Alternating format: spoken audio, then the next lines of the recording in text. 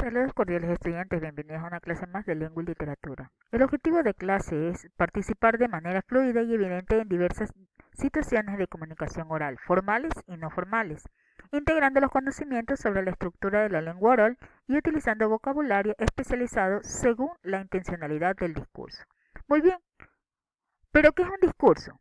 Recordemos que hay varios tipos de discursos, pero los más frecuentes, los que más hemos de pronto escuchado, observado, oído o visto, podríamos decir que es el discurso público. Pero, ¿qué es un discurso público? Es el que da, dice, en situaciones comunicativas concretas sobre temas relevantes para una comunidad. Si usted de pronto ha ido un 25 de julio y han hecho la sección solemne que hacen los alcaldes, por ejemplo en la ciudad de Guayaquil, el alcalde, ahora alcaldesa, ¿no? Realiza la sección solemne. ¿Qué hace? En este caso va a dar ¿qué? Un discurso público porque va dirigido a todas las personas que se encuentren en ese momento, indistintamente, ¿no? El público que exista. Recuerde que el público que asiste en este caso son de todos los niveles. Entre estos tenemos que puede ser, dentro de estos discursos públicos tenemos cuando es una clase, un concierto, una ceremonia religiosa, un informe en medios masivos. Muy bien. ¿Y su estructura? ¿Cuál es la estructura de un discurso público? Es el siguiente. La introducción exordio, que es el inicio del tema, se plantea, se detalla, dice la situación comunicativa. En este caso, ¿qué va a realizar? Como lo hice, en este caso es diferente. Si ustedes pueden observar, nos indica que, aparte de ser una introducción, va a plantear qué? Va a plantear de una forma breve, pero bien detallada sobre qué? Sobre el tema que va a tratar en el discurso. Luego viene el desarrollo, que es la explicación completa, lo que quiere lograr la persona que está dando el discurso, cuál es el objetivo de ella, qué quiere dar a conocer a las personas, al público que está asistiendo a escuchar este discurso. Recuerde que en este caso las personas se vuelven la audiencia que va a recibir, va a percibir, se vuelven los receptores de este dicho discurso. Además, tenemos por conclusión que sintetiza lo expuesto y enfatiza lo más importante. Entonces, cuando recordemos un discurso público, podemos darnos cuenta que al inicio todo está enlazado con el tema que van a tratar, ¿no? Pero ¿qué más? Agrega que en el inicio, en la introducción, debe hablar de una forma detallada, dice, sobre la situación que va a comunicar. Luego viene dentro de ese desarrollo. ¿Qué quiere lograr la persona que está dando el discurso? Quiere que a esa intención de lograr llegar a las personas. Por último, tenemos que la conclusión, donde nuevamente hace un énfasis de todo lo que ha expuesto, pero de una manera más breve. Por lo tanto, diríamos que dentro de la estructura tenemos introducción o exordio, un desarrollo o exposición y una conclusión operativa. Entonces, en este caso, tenemos claro cómo es la estructura de un discurso público. ¿Y qué tipos de discursos públicos encontramos? Pues tenemos el comunicativo, el político, ceremonia o conmemoración y religioso. Recuerden que el comunitario es cuando se reúnen las comunidades, como su palabra mismo lo indica, los grupos, de pronto los de la ciudadela, la urbanización. Entonces, este tipo de grupos se encuentran para qué? Para escuchar netamente de pronto a la persona que está al frente de como presidente del comité, por ejemplo. Entonces, en esos casos, esta persona está inmersa ¿qué? En un discurso público, pero de manera comunitaria. Cuando escuchamos los discursos de los políticos al momento de las campañas electorales, las ceremonias o conmemoraciones, como les indicaba la de el 25 de julio, cuando recordamos la fundación de Guayaquil. Y los religiosos, pues estamos hablando netamente de las iglesias. Ok, entonces nos dice que el comunitario es ante las comunidades como los sindicatos. Y tenemos como ejemplo juntas de vecinos, agrupaciones deportivas. Si hablamos por el político, el emisor es la autoridad pública, en este caso el político que está al frente de esa campaña, que está siendo candidato a una dignidad política, ¿no? Informes y propuestas o planes políticos. Dentro de este entonces también ingresa cuando el presidente de la República da el informe a la nación todos los 24 de mayo. Muy bien, además nos dice que en las ceremonias o conmemoraciones son emisores en situaciones significativas de familia o institución. Y tenemos, por ejemplo, aniversarios, las graduaciones, actos cívicos. Y en tanto lo religioso, como les indicaba, y estamos hablando de, aparte de ello, tenemos que recordar que en este caso hablamos netamente de qué, de lo que tiene que ver con las misas, con los sermones de que se están impartiendo en ese momento. Ahora, si hablamos de los elementos del discurso, tenemos al emisor, que es la autoridad del representante, el receptor, que se vuelve el público. El tema debe ser claro y conciso al momento de dar a conocer lo que queremos decir en el discurso para que sea entendible, y la finalidad de ello es que el propósito del discurso sea dado porque ustedes tienen un objetivo, un fin por qué ustedes realizan ese discurso, ¿no? Entonces, además, se dice que en la finalidad, el propósito del discurso debe de ser en la parte fundamental, esencial, para poder establecer lo que se quiere dar a conocer.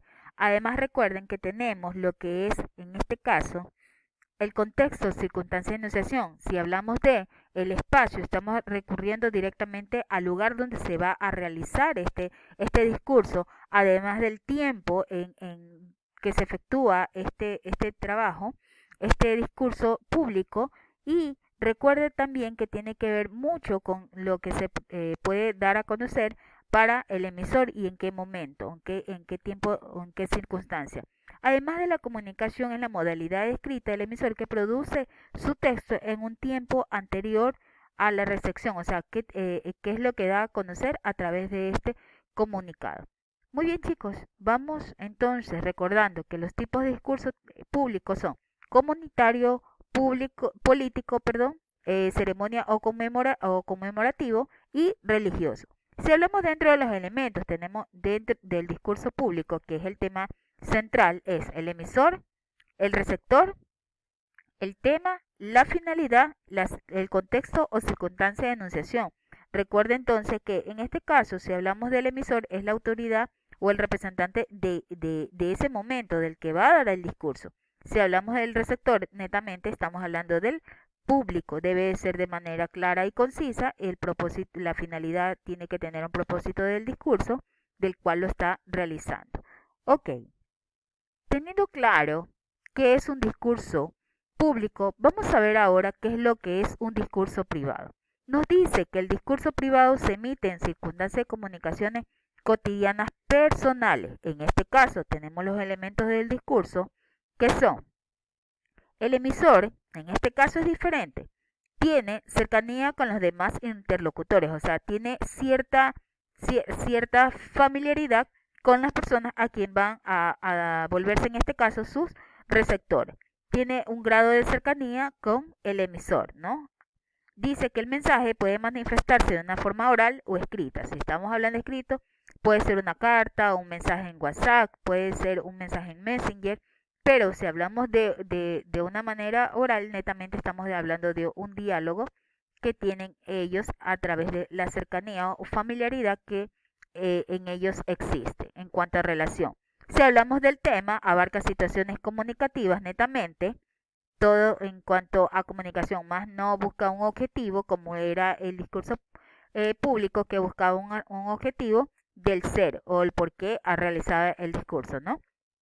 Y si hablamos de su contexto, se desarrolla de una forma, de una manera informal, ¿no? Por ejemplo, estamos observando en la imagen, por ejemplo, cuando un director técnico da el discurso a sus jugadores, dándoles las indicaciones, cuando están entre amigos.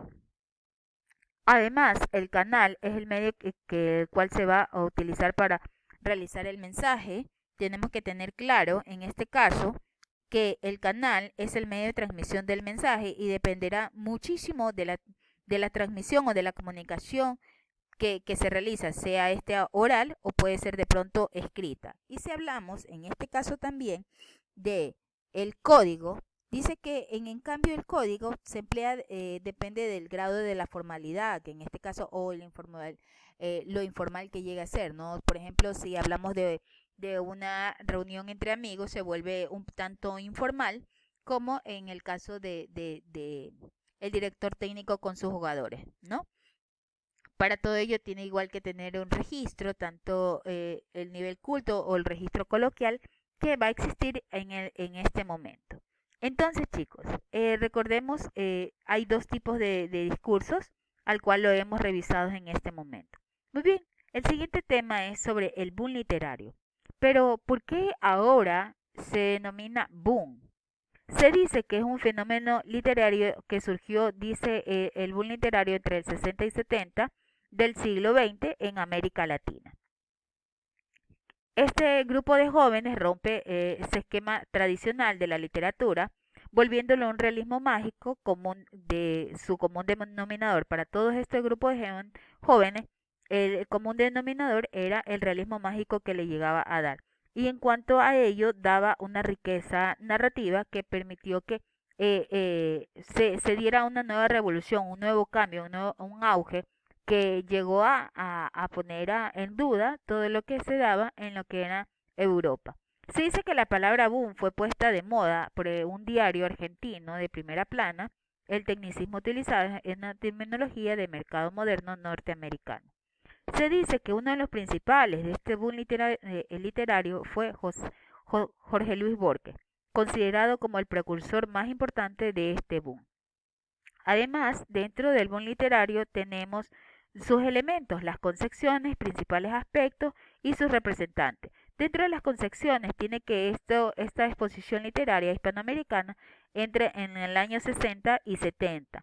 Si hablamos de los principales aspectos, hablamos de las realidades de todas distintas y todas verdaderas. O sea, eran en este caso la manera en cómo ellos tenían sus rasgos, ¿no? Y sus representantes, entre estos estaban Carlos Fuentes y Mario Vargas Llosa. Ahora, ya por concluir nuestra clase del día de hoy, tenemos algo más.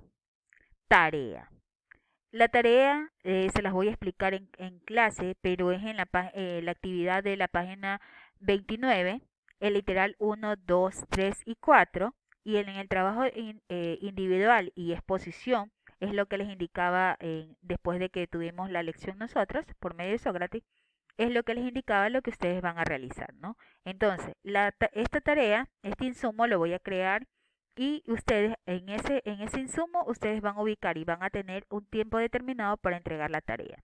Bien, en el trabajo individual y en la exposición, estos temas se los asignaré yo en clase y ustedes ahí podrán comenzar desde ya a organizarse para que te los tengan listos. Por favor, si les doy con tiempo las tareas, en este caso los temas de exposición tienen que hacerlo de una manera coherente, que sea digno de estudiantes de tercero de bachillerato y por lo tanto hagan un buen trabajo porque es su calificación sobre 10, ¿no? Usted puede, si hace un excelente trabajo, estaría pensando en exentarlo de alguna actividad o en este caso en sí, en algún trabajo, pero todo depende de cómo ustedes realicen su trabajo individual. Bueno chicos, esto ha sido todo por hoy, espero que tengan un excelente día, nos vemos en la próxima clase.